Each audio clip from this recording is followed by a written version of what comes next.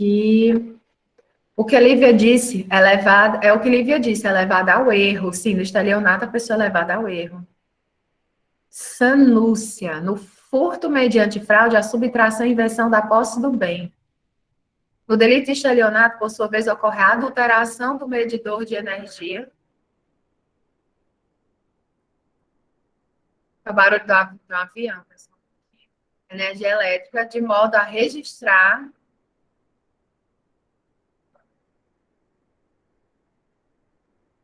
um helicóptero aqui por cima daquele casa, só pode, barulho desse. No delito de estelionato, por sua vez, ocorre a adulteração no medidor de energia elétrica de modo a registrar menos consumo do que o real, fraudando a empresa fornecedora. Isso. Então, olha só o que acontece. Pessoal, vocês estão ouvindo bem, apesar desse barulho?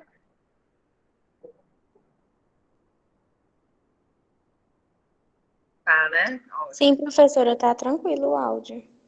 O barulho tá aqui também, na faculdade. Tá aí também. Ah, vocês estão na faculdade? Não, tava eu, Herbert e Danilo, só que eles dois foram embora porque o pessoal do DTI não veio colocar aqui, não, na sala. Ah, sim, por isso que eu avisei para vocês que não ia ter no presencial. Pois é. Mas é como eu disse, até mais tarde vocês vão ser avisados, tá? Se amanhã vai ser também remoto, ou só remoto, ou se eu vou poder estar com vocês no presencial, tá bom? Se Deus quiser, vai dar tudo certo, professora. Deus quiser. Então, vou comentar com vocês aqui sobre essas diferenças, tá? Do crime de furto de energia elétrica e a fraude no medidor, que é o estelionato, envolvendo a energia elétrica, beleza? O uso indevido da energia elétrica, como nós já vimos, ela pode se adequar a esse tipo penal do furto por equiparação, né, que é o do artigo 155, parágrafo 3º. Então, a energia elétrica, ela pode ser subtraída, né, digamos assim, quando? Quando é que ocorre o furto de energia elétrica? Quando ela é desviada antes de passar pelo medidor oficial da companhia elétrica, né? Antes de passar pelo medidor. Quando esse desvio ocorre antes de passar pelo medidor oficial da energia elétrica, né? Se ocorre antes, nós temos o famoso gato. Liga, né? Faz uma ligação direta, uma ligação clandestina com o próprio poste de energia elétrica, onde tem lá a fiação. Então, ela não passa pelo medidor de energia elétrica. Esse desvio dessa forma é uma subtração da energia elétrica, que é legalmente equiparada a coisa nova, então aí nós temos a tipificação do crime de furto. Então, para que seja furto de energia elétrica, deve haver uma ligação clandestina, que desde a origem dela ela é ilícita, tá? Já o desvio da energia elétrica que ocorrer depois dela passar pelo medidor, com a adulteração do medidor, para que a empresa fornecedora de energia acredite, que é vítima, né? Acredite que você está consumindo X, quando na verdade você está consumindo 2x, 3x, 4x, ou seja, na verdade você está consumindo bem mais, você adultera o medidor para que o medidor oficial da companhia elétrica registre um consumo menor do que o real. Então, você está lá, pegando a energia, depois que ela passa pelo medidor, fraudando o medidor para que fique lá registrado um consumo menor. Isso é crime de estelionato. A ligação da energia não é clandestina. A ligação da energia que você tem para a sua casa continua oficial. O que é que vai mudar? A adulteração que você fez no medidor. O fornecedor de energia elétrica acredita que está fornecendo a energia elétrica corretamente, né? E, na verdade, não está. A conduta se amolda ao tipo penal do estelionato. Nós ainda vamos estudar estelionato, mas a ideia do estelionato é o quê? É que o agente causa na vítima uma falsa percepção da realidade, fazendo com que a vítima lhe entregue o que o agente quer, acreditando que se trata de uma outra coisa, induzida a erro. Por exemplo, vamos lá, um exemplo bem comum do estelionato. Você chega um pessoal fazendo uma propaganda de um cursinho para concurso. Um cursinho para concurso. Chega lá na sua cidade, é cartaz, é carro de som, é Instagram, nananã, é folheto e tudo. Você vai lá naquele local, faz a sua matrícula, paga lá a sua matrícula. Aí alguns ainda dizem, se você pagar o curso todo, você tem um desconto de 50%, e você vai lá e paga tudo e tal. Chega no dia de que seriam para começarem as aulas, o canto mais limpo. Não tinha cursinho nenhum. Era um pessoal que fingia que prestava o serviço e, na verdade, eles só queriam o quê? O seu dinheiro e vão embora. Eles subtraíram? Não, nada furtivamente. Eles tornaram a realidade algo falso, eles trouxeram uma falsa percepção da realidade, fazendo com que você entregue, induzida a erro, o que eles querem. Então, é a mesma lógica aqui para a fraude no medidor de energia elétrica. Quem frauda o medidor de energia elétrica está fazendo com que a companhia lhe entregue mais energia do que o que você está pagando. A companhia, achando que está tudo ok, não sabe da fraude do medidor, continua lhe entregando energia. Você vai pagando um valor bem menor em relação ao que você está consumindo na realidade. Desvio de energia é crime de furto mediante fraude. Para alguns é furto mediante fraude. Para outros doutrinadores não é furto mediante fraude. Tá bom? Eu entendo que seja um furto qualificado pela fraude, eu e a Mara, mas existem outros doutrinadores, e existem jurisprudências que entendem que não deveria ser, não deveria inserir essa qualificadora da fraude, no caso do furto de energia elétrica, porque o agente já suporta uma ficção jurídica de coisa, né? Porque por ficção jurídica que a energia elétrica é equiparada à coisa, é uma ficção jurídica. Seria demais, além dele suportar essa ficção jurídica, ter que agravar a pena, né, qualificando o crime, o crime pelo que seria uma fraude, tá? Para muitos, por exemplo, o professor Bittencourt, ele entende que é furto simples. Nós não temos entendimento, digamos assim, um entendimento predominante na doutrina, na jurisprudência, se trata de furto com fraude ou não, tá?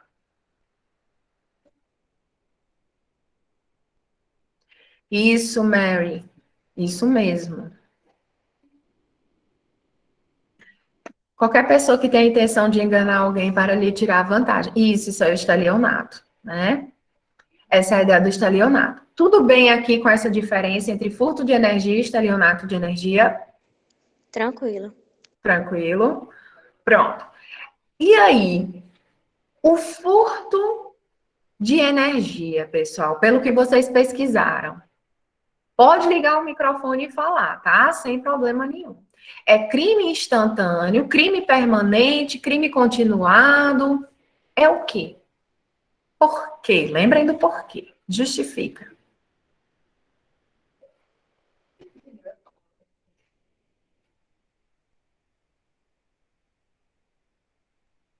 Lívia, permanente porque se prolonga. O que se prolonga? Vamos tentar elaborar um pouco mais. Permanente porque se prolonga até que seja descoberto. O que Lívia está dizendo aqui que se prolonga? A consumação. Não é isso, Lívia?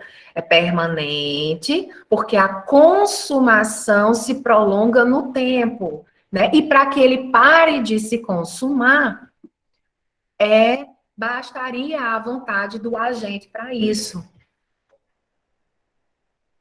Camila, permanente porque pode ser prorrogado no tempo por vontade do agente. Isso, porque a consumação se prorroga, né? Se prolonga ou se prorroga no tempo por vontade do agente. O agente tem o poder de fazer.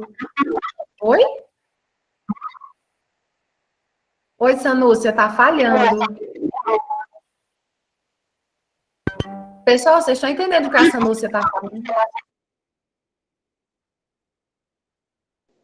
Não tô Sanúcia, conseguindo. desculpa.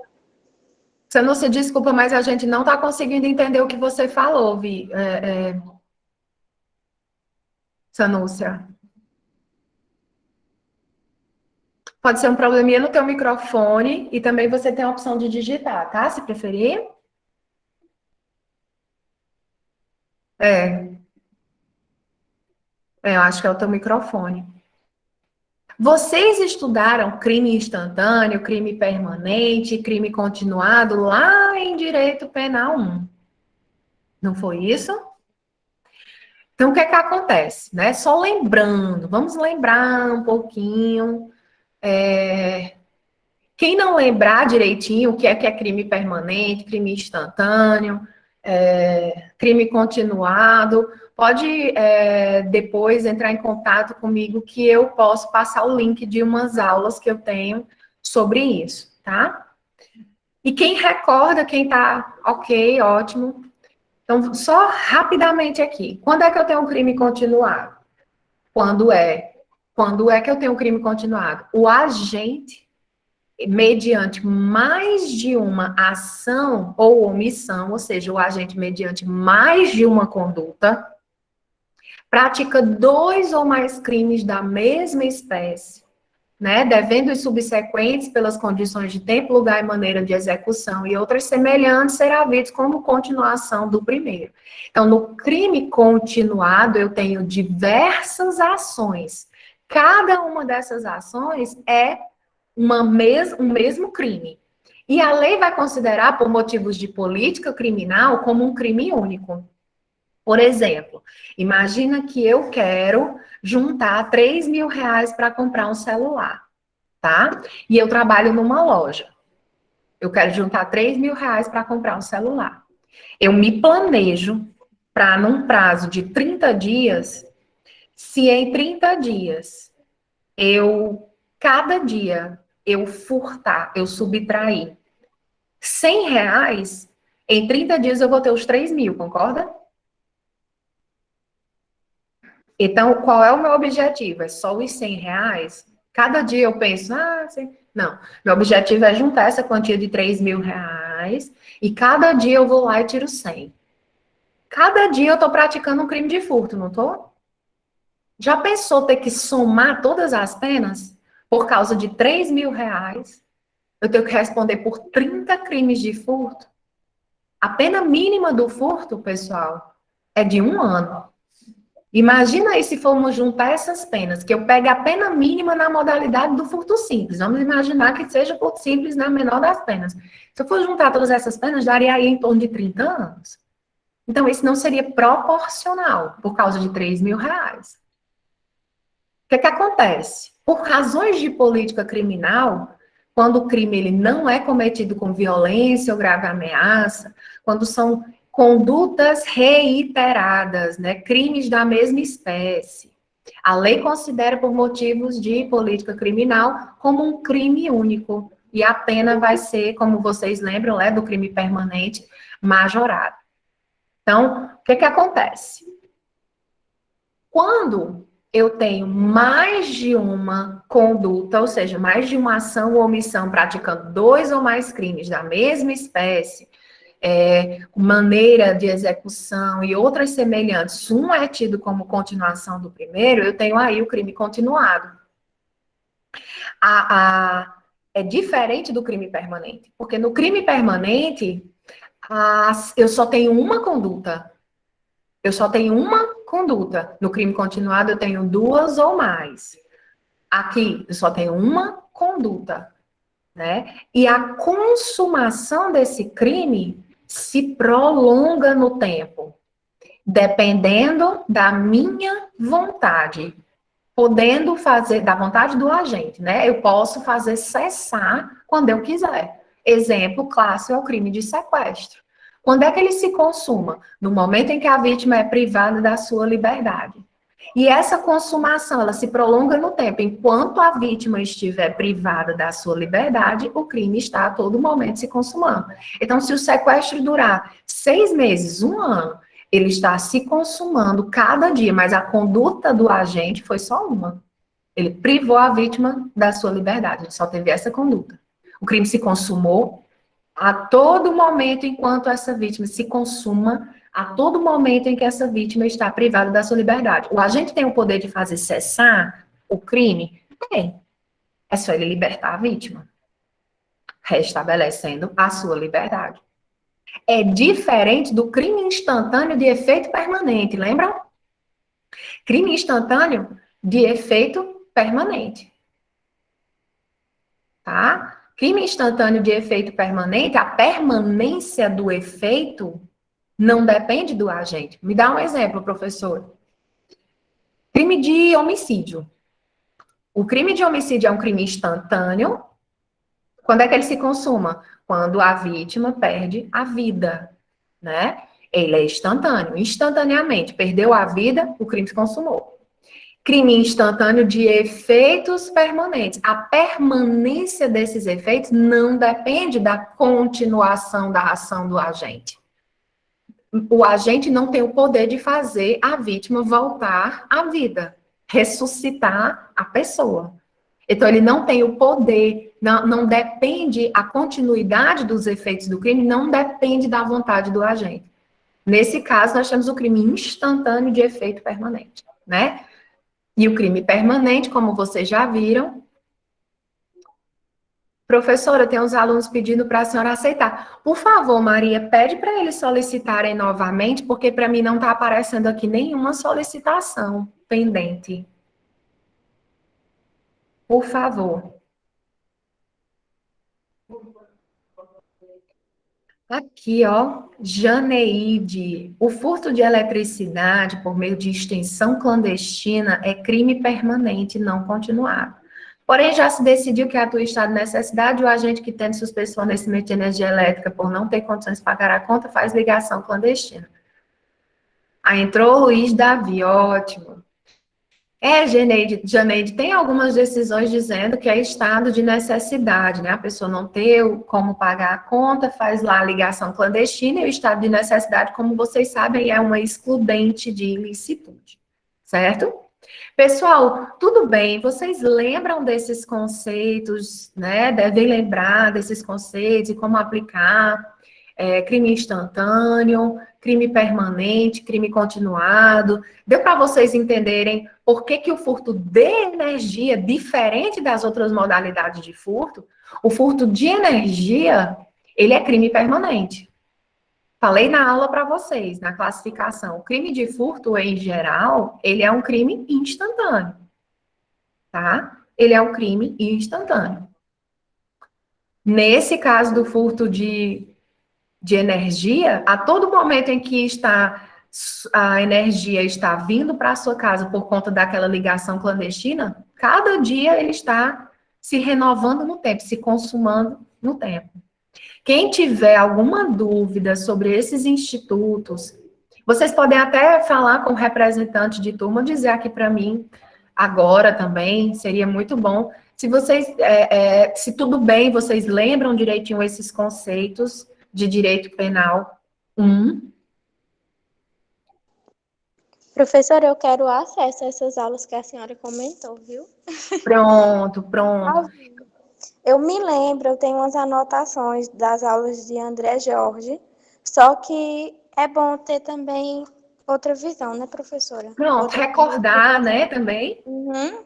Pronto. Pois então, pronto, Brena. Pois então, fazer o seguinte, eu vou passar a Virna, por favor, Virna, depois me lembra disso, mandou mensagem minha no WhatsApp mais tarde, que aí eu vou pesquisar direitinho essas aulas que eu tenho e mando os links para vocês, tá bom? Aí você manda o link para ti e você compartilha com os colegas, tá certo? Tá certo. Obrigada, Flor. E aí temos outra pesquisa, né? Também. Subtração de sinal de TV a cabo pago é crime de furto?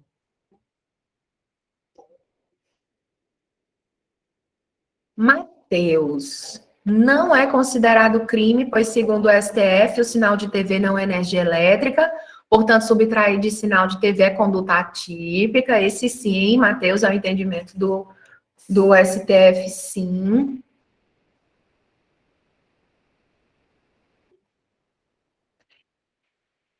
Mari Joy, segundo a Corte, sinal de TV a cabo não é energia, não pode ser objeto material do delito, do 155 parágrafo terceiro. Marília, professor, eu vi que sinal de TV a cabo não é energia, por isso não pode ser objeto do delito de furto. Isso, Marília. Alguém pode ter visto, dependendo do ano em que pesquisou, né, na doutrina sobre isso, alguém pode ter visto que o crime, que o STJ entende, alguém pode ter visto que o STJ entende como fato típico. Bruna, professora, qual a visão do STJ? É justamente isso, Bruna. Tá? Justamente isso. Pessoal, nós temos um julgado. Antes era o seguinte, vamos lá, professor. Como era antes, professor? Antes, tinha um entendimento, tá? De que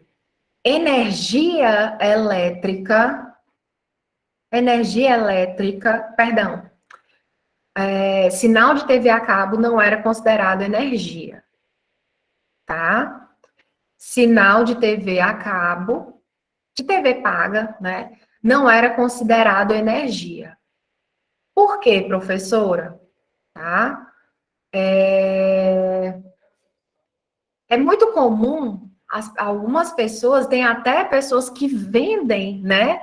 A interceptação desse sinal de TV a cabo, as chamadas TVs piratas, né? Que pirateiam e vendem. É uma conduta que, durante algum tempo, em grandes propagandas publicitárias, etc., era tido como furto qualificado. Só que o que acontece? Seguindo o entendimento do Bittencourt, o STF disse, olha, sinal de TV a cabo não é energia, não se equipara à energia. Por quê? Porque a energia é algo que se consome, que diminui, que se esgota, que pode acabar. E o sinal de televisão não se gasta, não diminui. Mesmo que você acesse ao mesmo tempo da pessoa que está pagando pela assinatura de TV, não diminui o sinal dela, não acaba o sinal dela, não aumenta o preço que ela vai estar pagando, né?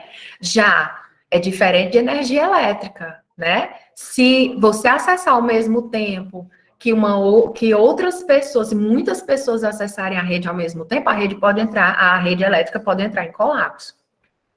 Então, o STF, ele diz, olha, nós não podemos interpretar extensivamente, adotar uma interpretação extensiva para encaixar sinal de TV a cabo como coisa móvel, porque ele não se equipara à energia elétrica, nem a qualquer outro tipo de energia que está previsto no parágrafo 3º.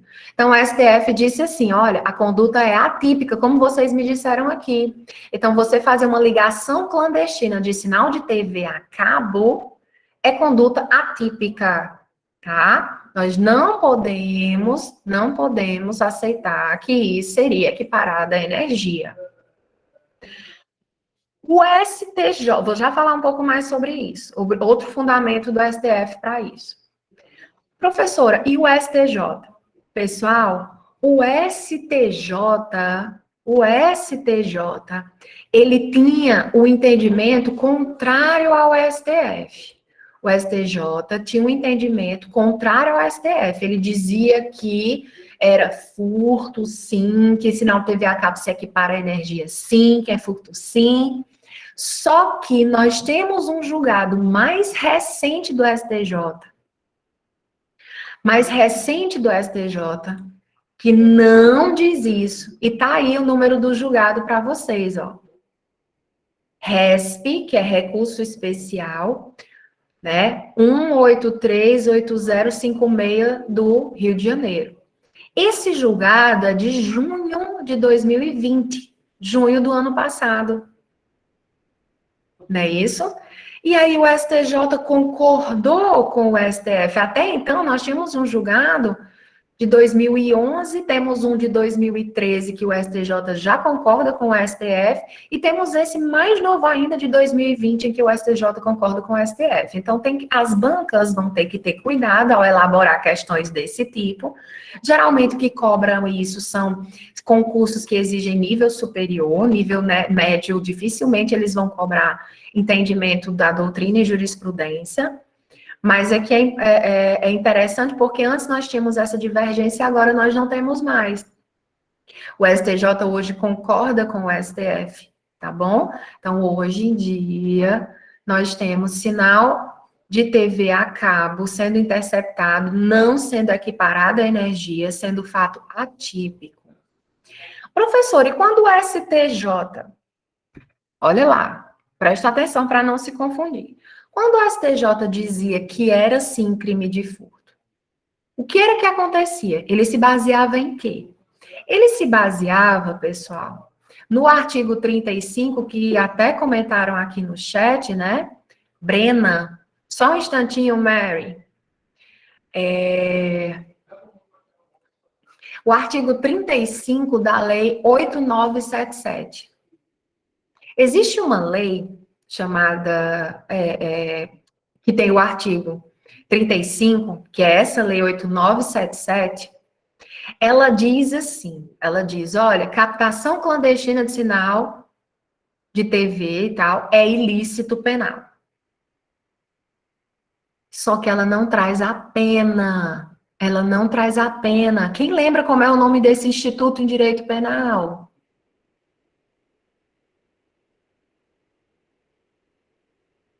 Quando eu não tenho a pena, ou quando eu não tenho, quando eu tenho uma lacuna no preceito primário, ou uma lacuna no preceito secundário da lei penal, quem lembra disso? Penal 1. Qual é o nome desse instituto? A doutrina chama de norma penal em branco, lembram? E nesse caso é uma norma penal em branco ao avesso ou ao revés. Norma penal em branco, nós temos uma lacuna no preceito primário, que é o preceito primário, é aquele que define a conduta. O preceito secundário é aquele que define a pena.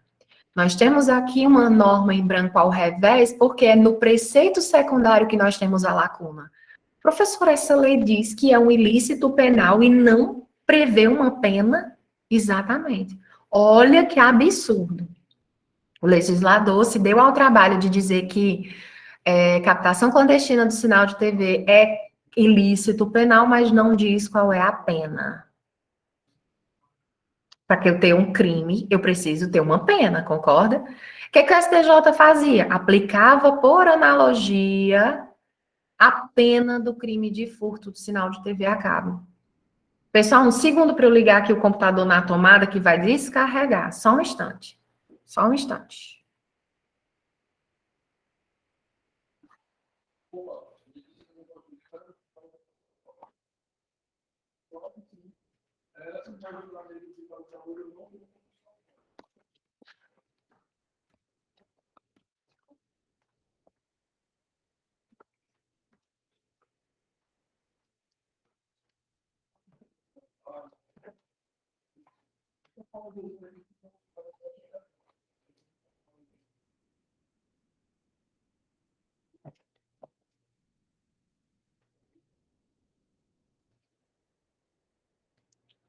Prontinho, voltei. Que é justamente isso que Brena falou no chat, né? Nós temos a descrição de uma conduta típica nesse artigo 35, mas esse artigo 35 não diz qual é a pena. O que o STJ fazia? Uma analogia. Ele aplicava, portanto, a pena do crime de furto.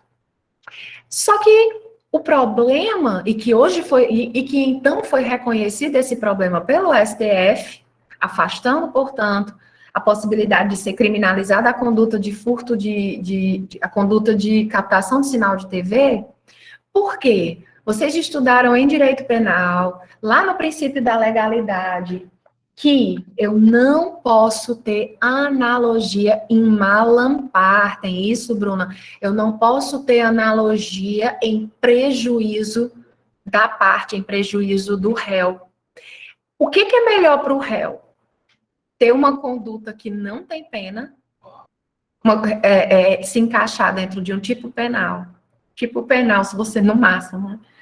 Um tipo penal que diz que a sua conduta é o ilícito penal, mas não prevê uma pena, ou é melhor para o réu que traga a pena de outro crime para se encaixar naquele instituto penal. Porque a analogia é isso, é você preencher uma lacuna com a norma prevista em outro tipo penal. É pior para o réu, né? Nesse caso, o juiz tem que analisar caso a caso. Com certeza é pior para o réu que exista uma pena. Né? Não existir uma pena e existir uma pena, é melhor para ele que não exista uma pena. Então, se eu trouxer essa pena de um outro instituto penal, eu vou estar praticando o quê? Uma analogia em malampar, que é uma analogia em prejuízo para o réu, que vocês sabem que isso é vedado no direito penal. Vocês viram isso em penal 1. Alguma dúvida aqui? É por isso que hoje em dia também o STJ, assim como o STF, dizem, olha, não podemos utilizar analogia em Mallam-Partem, não podemos equiparar sinal de TV a cabo à energia para fins de criminalizar a conduta no artigo 155, parágrafo 3º do Código Penal. Até aqui todo mundo entendeu? Professora, eu tenho uma dúvida. Oi, Mari, pode falar. Eu percebi que a senhora falou que eles não consideravam crime porque não causava nenhum prejuízo, né? A pessoa ela ia pagar o mesmo valor sempre da questão da TV a cabo. Sim, eles Só não consideram energia, né? isso, aham. Só que na questão, por exemplo, da internet, quando tem muitas pessoas ao mesmo tempo, causa uma queda, causa um prejuízo. Como é que eles analisam, professora? De sinal de internet, nós já temos entendimentos dizendo que isso pode caracterizar o furto, sim. Tá? Para alguns doutrinadores, nós não temos uma jurisprudência majoritária ou minoritária, ainda não. Ainda está muito polêmico, certo? Se encaixa, se não encaixa é energia. Ok, tá bom, professora. Tá bom? Porque justamente isso, o sinal da internet, do Wi-Fi, você pode reduzir, é como sinal telefônico, que eu botei aqui no final. Captação de sinal telefônico é crime de furto. Pessoal, de sinal telefônico, os tribunais, eles têm reconhecido a tipicidade da conduta. Por quê? Porque cada impulso, né, consumido clandestinamente pode aumentar o valor da conta da vítima ou reduzir, gerar um prejuízo para a vítima, porque, por exemplo, você tem direito a tantos minutos, outra pessoa está gastando seus minutos, você está tendo um prejuízo. É como na internet. A pessoa tem tantos megas de internet, tantos gigas, sei lá, de internet. E outra pessoa está usando aqueles gigas, ou você vai pagar mais ou você não vai poder usufruir daquela quantidade toda de gigas. Entendeu? Entendeu, Bruna? Então, raciocínio para o sinal telefônico é um pouco diferente do sinal de TV. Tá bom? Só a título de curiosidade para vocês, tá? Que eu trouxe essa questão de sinal Wi-Fi, de sinal telefônico, é diferente do de TV. Ok, pessoal? Ok, professora. Temas polêmicos, né? A gente tem aqui. Agora eu gostaria de falar com vocês sobre o crime de furto majorado e crime de furto privilegiado se der tempo hoje, tá? Nós vamos começar aqui pelo majorado. Majorante do repouso noturno, né? Majorante do repouso noturno.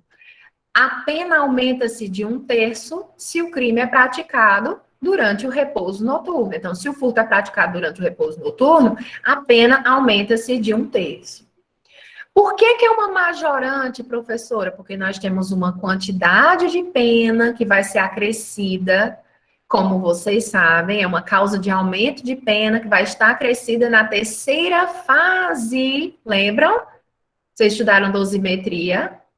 Vai ser acrescida na terceira fase da dosimetria. É diferente da qualificadora. Quando eu tenho uma qualificadora, eu tenho uma nova pena mínima e uma nova pena máxima maiores do que o que é previsto na modalidade simples. Na modalidade simples do furto, a pena é o quê?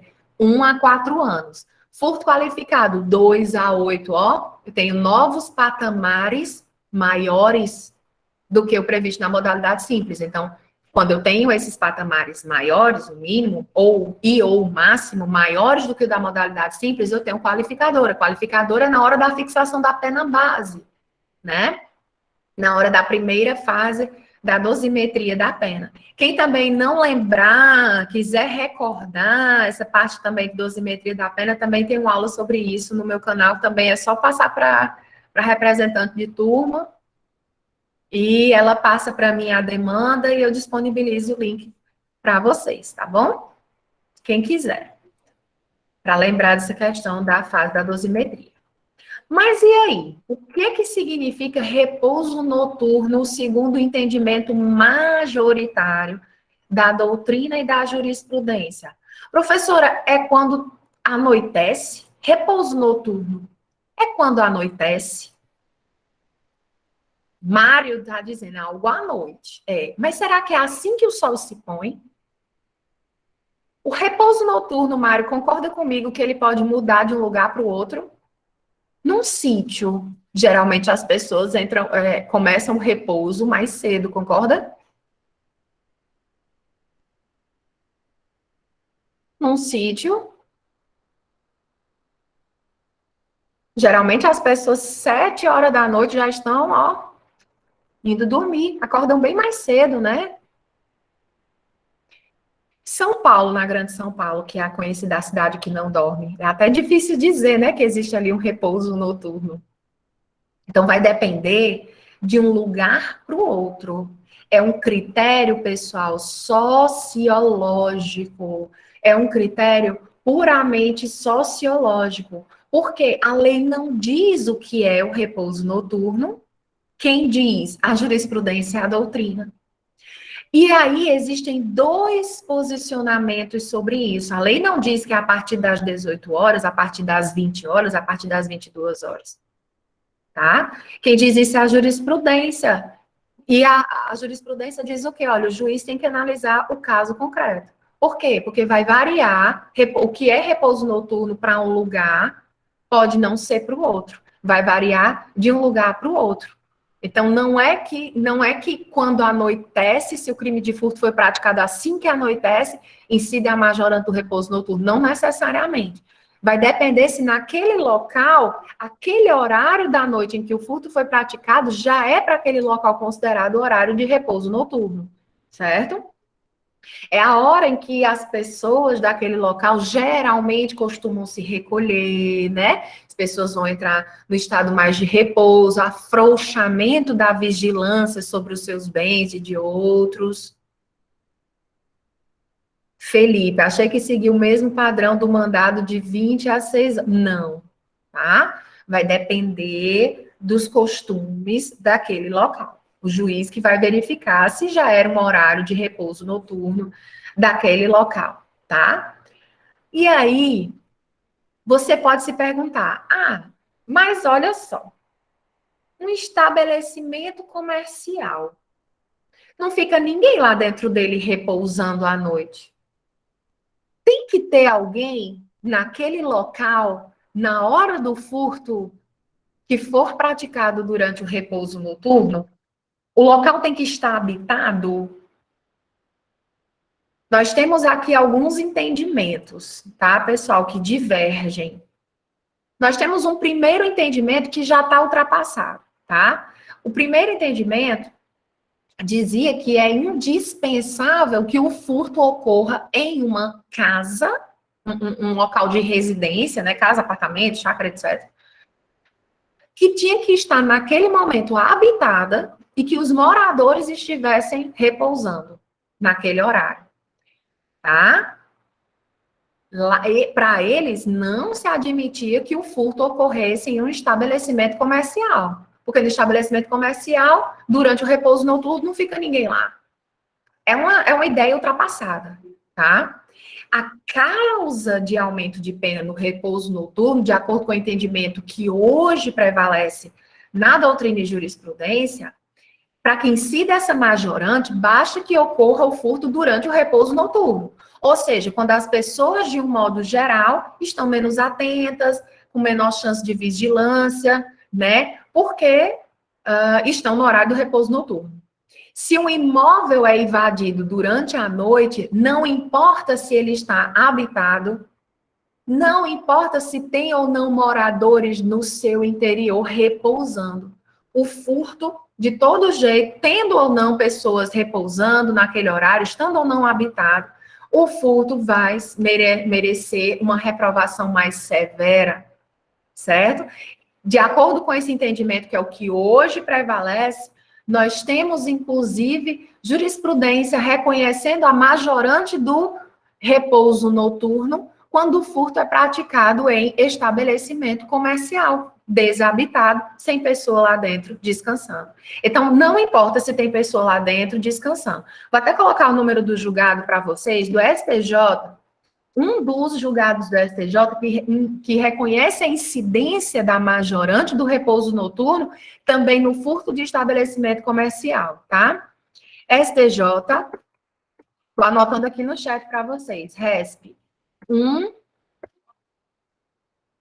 193074, Minas Gerais. Quem depois quiser ler mais sobre isso. Tá bom? Então, não importa necessariamente se a casa está habitada, se é um estabelecimento comercial em que não tem ninguém, tá? Isso não importa para efeito de incidência da majorante. É o que diz a doutrina, a jurisprudência majoritárias. Ok? Compreendido? Ok, professora. Pronto. Outra coisa.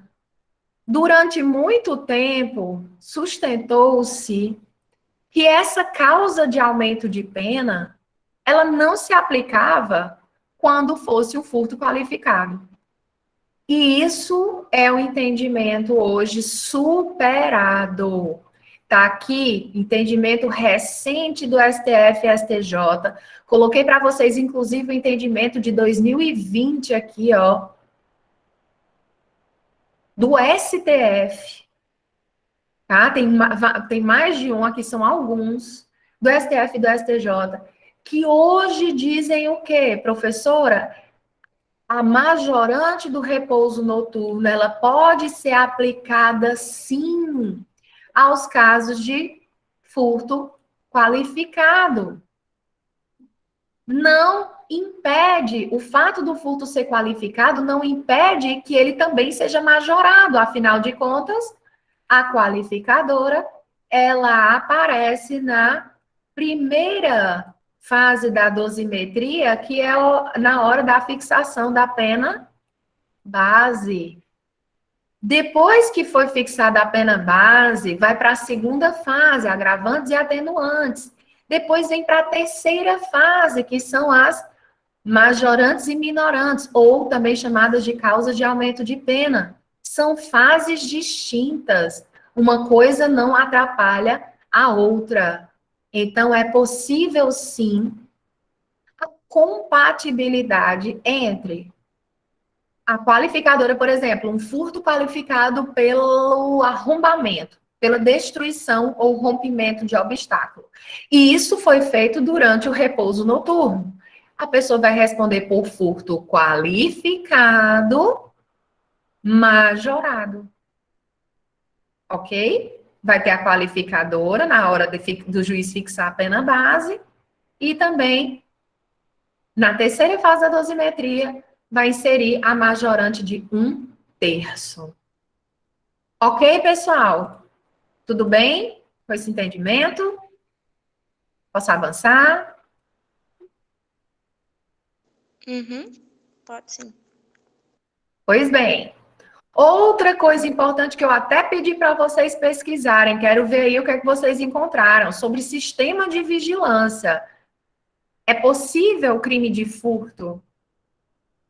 Eu acho que a gente já estava no finalzinho da aula, da terça. Eu acho que eu já tinha até encerrado no remoto. Eu pedi para alguém, não lembro quem, da turma, avisar para os colegas que pesquisassem também sobre o monitoramento eletrônico e o crime de furto. Pronto. E aí, pessoal, o que é que vocês pesquisaram? Pronto. Me dá só um segundo para eu tomar uma água e eu venho ouvir aqui o que é que vocês estão, o que é que vocês pesquisaram, tá? Um minutinho para tomar uma água.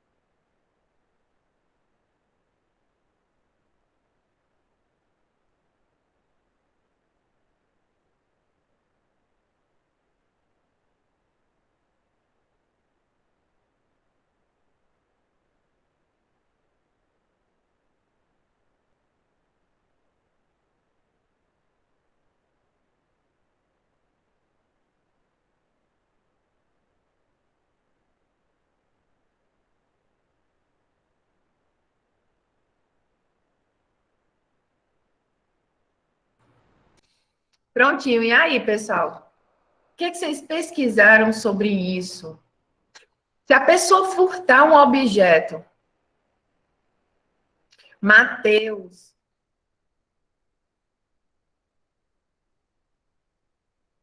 é prescindível, ou seja, não importa, né? Segundo a súmula 582, a existência de sistemas de vigilância para haver o crime de furto.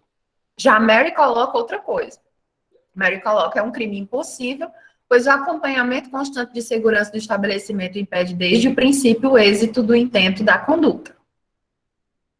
E aí, pessoal, vocês acham que que hoje nós temos de entendimento?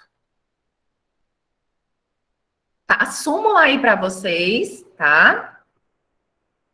Mary, isso que você falou, durante muito tempo, foram teses, né, de defesa que as partes procuravam que fosse reconhecido, né, o Instituto do Crime Impossível, sempre que houvesse um sistema de segurança ostensivo, né, um acompanhamento constante. Alegavam que isso tornaria o crime impossível. Professora, isso é o que prevalece hoje? Não. A súmula 567 do STJ, ela diz o quê? Sistema de vigilância realizado por monitoramento eletrônico ou por existência de segurança no interior do estabelecimento comercial por si só, não torna impossível a configuração do crime de furto. Vamos lá. Vamos lembrar lá de penal 1. que é crime impossível? Onde é que ele está previsto? Crime impossível, ele está previsto lá no artigo 17 do Código Penal, né? E nós temos duas situações em que o crime pode ser considerado impossível. Primeira delas, por absoluta impropriedade do objeto. E segundo, por absoluta ineficácia do meio, né? Então, vamos lá um exemplo. Absoluta impropriedade do objeto e crime impossível. O exemplo clássico é matar quem já está morto. Você tem como matar quem já está morto? Não, o sujeito vai lá e atira no cadáver para matá-lo. Crime impossível. A pessoa já está morta. Razão, absoluta impropriedade do objeto material. E por absoluta ineficácia do meio, professora. Aí, pessoal, nós temos que esse meio ser inerente, absoluta ineficácia do meio ser inerente ao meio empregado pelo agente. Vamos, por exemplo, eu decido matar alguém utilizando uma arma, tá? De brinquedo. Eu vou conseguir matar alguém atirando nela com uma arma de brinquedo? Não, eu não vou conseguir. Por quê? Porque o meio empregado para a consecução do meu objetivo é totalmente inapropriado, ineficaz. Não é possível, é impossível que eu consiga matar alguém com o disparo de uma arma de brinquedo. Então, o meio inerente, né, à minha conduta é inadequado. Agora, preste atenção. No caso do sistema de vigilância, ele é inerente ao meio empregado ao agente, faz parte do meio que o agente escolhe para furtar o sistema de vigilância? Não. Também não é inerente ao objeto. Imagina a situação. Imagina que tem uma joia valiosíssima dentro de uma joalheria. E essa joalheria, ela tem os mais modernos sistemas de vigilância, sensores, o mais moderno sistema de segurança. Tem câmeras, tem sensores, tem agentes armados protegendo essa joia. Essas joias, né? Que uma delas eu quero furtar. Aí eu, querendo furtar, eu faço o quê? Eu vou me infiltrar na equipe de segurança. E com um comparsa. Tá bom? Eu vou me infiltrar entre os seguranças e vou contar com a colaboração de um comparsa para quando eu for pegar a joia, ele desativar as câmeras e os sensores. Pode ser que eu consiga? Pode. É difícil? É, porque tem um sistema, vai depender de um comparsa que desative as câmeras e os sensores. Isso é muito coisa de filme, né? Hollywoodiano. Mas, apesar de ser dificílimo até que eu consiga sucesso nessa empreitada criminosa, é possível, concorda comigo? Concordam comigo que é possível? Sim. Então, pessoal, nós temos aqui uma diferença muito importante. Uma coisa é você, apesar de difícil ou dificílimo, existir, ainda que mínima, a possibilidade do crime se concretizar. E temos quando é impossível que o crime se concretize pelo meio elegido pelo agente ou por absoluta impropriedade do objeto. Nesse caso do furto, por mais difícil que seja, por causa de sistemas de vigilância, ainda é possível que a pessoa consiga. Outro exemplo, eu posso estar sendo com câmeras de vigilância vigiada o tempo todo, e na hora que a pessoa que está lá nas câmeras, por acaso, foi ao banheiro, foi justamente na hora que eu peguei lá o perfume, a joia, enfim, coloquei na minha bolsa e saí. Então, existe uma chance de eu conseguir. O sistema de vigilância, por si só, não torna o crime impossível. Beleza? É isso que o STJ diz. É isso que prevalece hoje, tá? Entendimento sumulado, súmula 567 do STJ. Deu para entender isso? Falem comigo aí, tranquilo. Deu sim, professor. É porque eu pesquisei, aí eu achei tanto o posicionamento do colega quanto esse. Só que em todos os Isso. lugares que eu pesquisei apareceu mais esse antigo, por isso que eu coloquei ele, entendeu? Pois é, ótimo. Por isso que eu peço para vocês fazerem essas pesquisas. Porque agora, dificilmente você vai esquecer. Concorda, Mary? Com Dificilmente certeza. você vai esquecer. Falou em sistema de vigilância e crime de furto, automaticamente você vai lembrar disso. Quem não pesquisou é mais fácil esquecer. Não é isso? É sim.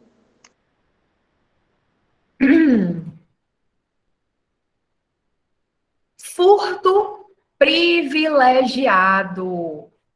Furto privilegiado. Pessoal, olha só. Nós temos a possibilidade de o furto ser considerado privilegiado. Quando, deixa eu pegar aqui o, já peguei o marca-texto. Ó, se o criminoso é primário e for de pequeno valor a coisa furtada, o juiz pode substituir a pena de reclusão pela de detenção, diminuí-la de 1 a 2 terços ou aplicar somente a pena de multa. Pessoal, o que é o primário? Primário é aquela pessoa que nunca foi processada, tá? Nunca houve condenação. Só que a doutrina diverge quanto a essa história do primário. A doutrina diverge hoje é muito bem aceita a ideia de que, na verdade, o legislador aqui está se referindo ao não. Ó, escrevendo aqui, eu não sou chique como o Pablo para ter a lousa digital. Eu escrevo na raça, no mouse, que é o não reincidente. Abreviei. Não reincidente. Não reincidente é que não tem nenhuma condenação com trânsito em julgado nos últimos 5 anos. Passou dos 5 anos, pode até ter uma condenação, vai ter maus antecedentes, mas vai continuar sendo não reincidente. Lembram disso? Também vocês viram isso em penal 1. Não reincidente é diferente do primário. Também eu tenho uma aula, quando eu falo em dosimetria da pena, eu falo sobre essa diferença. Primário, não reincidente e maus antecedentes. A primariedade, nós temos, para a maioria hoje, apesar de nós termos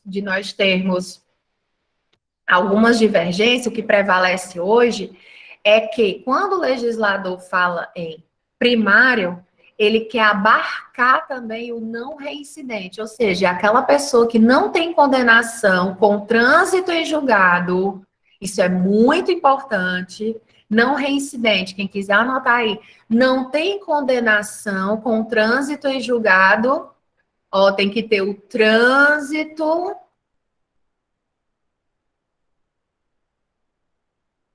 em julgado.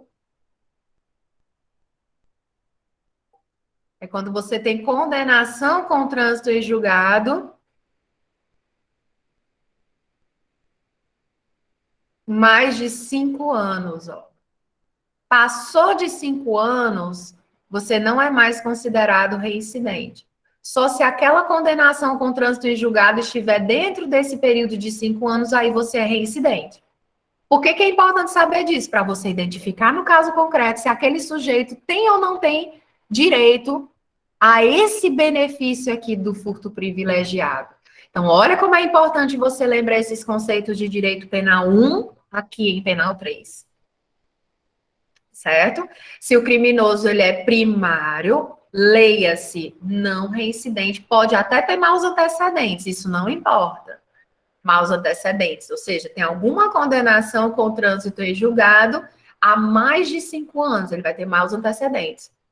Se faz de 5 anos para cá, que tem trânsito em julgado de sentença penal condenatória, ele vai ser considerado reincidente. Já não tem direito a esse benefício aqui, tá? Então, os requisitos, primeiro deles é a primariedade, majoritariamente entende-se que trata-se do não reincidente e não apenas do primário. Primário é aquela pessoa que nunca teve condenação, tá? Entra só ele? Não, aquela pessoa que já teve condenação com trânsito em julgado, mas faz mais de 5 anos, ou seja, o não reincidente, ele também pode receber esse benefício, tá? Majoritariamente. O outro requisito é o pequeno valor da coisa furtada. Pequeno valor, professor, o que é pequeno valor? A jurisprudência decidiu que é aquilo que gira em torno até um salário mínimo, em torno de até um salário mínimo, tá? A época dos fatos. A época dos fatos. Então, o furto foi cometido em 2020, você tem que ver qual o valor do salário mínimo em 2020. É ali, não passou muito não de um salário mínimo, é ali até em torno de um salário mínimo, é não reincidente, então vai ter direito a esse benefício. Que benefício, professora? O juiz vai poder substituir a pena de reclusão pela de detenção. Olha que coisa boa. Regime de cumprimento já é outro, né? Vocês já estudaram isso também, teoria da pena. O juiz vai poder, ó, substituir a pena de reclusão pela de detenção. Ou o juiz pode escolher, em vez disso, ele pode diminuir a pena bastante, pessoal, de 1 a 2 terços. Tá? Ou ainda aplicar somente uma pena de multa. Olha que coisa boa. Então, digamos que houve um furto de um celular no valor de R$ 800 hoje. É menos que um salário mínimo. E a pessoa é um não reincidente. Tem uma condenação com trânsito em julgado em 2015. Nós estamos em 2021. Essa pessoa vai ter direito a esse benefício? Vai sim. O juiz vai analisar o caso e o juiz pode escolher entre substituir a pena de reclusão pela de detenção ou diminuir essa pena de reclusão de 1 a 2 terços ou aplicar somente uma pena de multa. Deu para entender isso?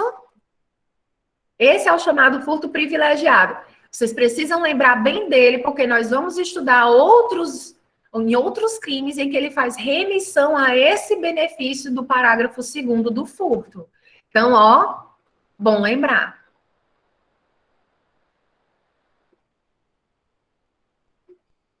Mário Nogueira, reincidente, não reincidente, reincidente.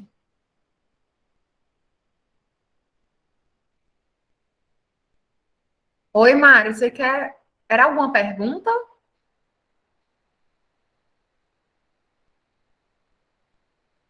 Todo mundo entendeu essa questão foi que eu escrevi errado. Ah. Tudo bem. Alguma pergunta?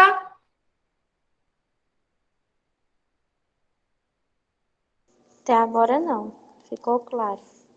Pronto. Pessoal, hoje nós estamos finalizando por aqui, tá? Na próxima aula é que eu vou passar para vocês, ou seja, já no início, né, da aula de amanhã, seja presencial ou seja presencial e remota, vocês vão ser informados, a gente vai ter, me explica por que é possível ter um furto privilegiado qualificado. Mário, imagina a situação, porque nós vamos ainda estudar as qualificadoras, tá? Mas imagina que eu à noite, 2 horas da madrugada, vou lá na sua casa, pulo um muro muito alto, arrombo a porta da sua casa, arrombo o cofre para subtrair os pertences. O furto vai ser qualificado por escalada ou destreza ou por a destruição de obstáculo, tá bom? Nós vamos estudar todas as qualificadoras do furto ainda. O furto vai ser qualificado por esse motivo. E eu não fiz isso durante o repouso noturno, não foi? Concorda? Então, não impede que eu responda pelo furto qualificado com a majorante do repouso noturno. Ok? Pronto. Pessoal, então, mais alguém tem alguma dúvida? O momento aí está aberto para vocês tirarem dúvidas.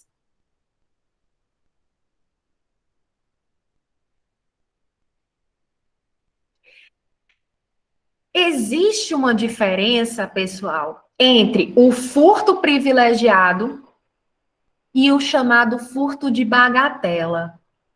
E aí, na próxima aula, eu vou passar esse vídeo aqui para vocês assistirem. Se for no presencial, vão assistir comigo lá no presencial e no remoto. Se não, vai ser só no remoto, enfim. O vídeo vai ser esse, é um documentário chamado Bagatela, tá? É um documentário de 50 minutos, por isso nós não vamos começar hoje, mas é um documentário muito interessante que eu quero que vocês assistam, tá? Na nossa aula, e depois nós vamos debater um pouco sobre ele, para vocês aprenderem melhor, vendo na prática situações em que o furto é de bagatela, para diferenciar do furto privilegiado. Beleza? É uma metodologia diferente aí para nós falarmos sobre o furto de bagatela. Princípio da insignificância ou bagatela, vocês já estudaram em Direito Penal 1, mas vamos resgatar aqui também para o crime de furto, tá bom? Então, por hoje é isso, pessoal. Quem quiser também já pode pesquisar nesses minutinhos aí que faltam o que é o furto. Você já tem esse. O que é o furto famélico? É crime. Também quem quiser já pode fazer essa pesquisazinha aqui, tá? Furto famélico, ele é crime, ok? E aí também a gente já pode falar sobre ele na aula de amanhã. Tá bom, pessoal? Muito obrigada pela presença de vocês. Qualquer dúvida, eu estou à disposição. Sobre aqueles links daquelas aulas, quem quiser, para recordar alguns institutos, passa para a líder de sala o que, vocês querem, que eu vejo o que é que eu tenho de aula sobre isso e passo o link para vocês recordarem, que eu sei que vocês já viram, tá? E um beijo para vocês, muito obrigada. Depois eu vou disponibilizar a gravação dessa